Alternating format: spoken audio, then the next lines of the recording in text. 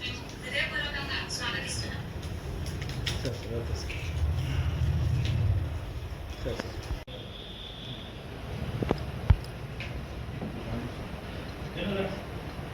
విషయాన్ని ప్రజలందరికీ, జగిత్యాల జిల్లా ప్రజలందరికీ, మరీ ముఖ్యంగా తల్లిదండ్రులకి తెలియజేయడానికి నేను ఎంతగానో సంతోషిస్తూ ఉన్నాను.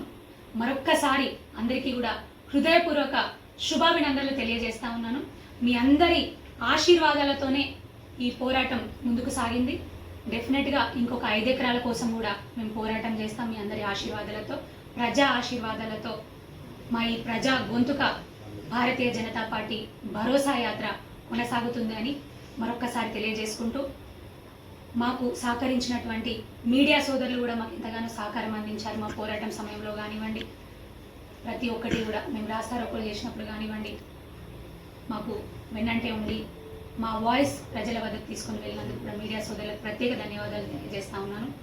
నా క్యాడర్ నా వెన్నంటే ఉండి ముందుకు నడిపించారు. నాతో పాటు వాళ్ళు భాగస్వామ్యమై పోరాటంలో ముందున్నారు.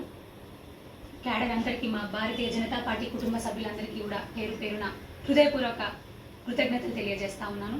మరొక్కసారి ప్రజలందరికీ, జగిత్యాల జిల్లా విద్యార్థుల తల్లిదండ్రులందరికీ హృదయపూర్వక శుభాభినందనలు.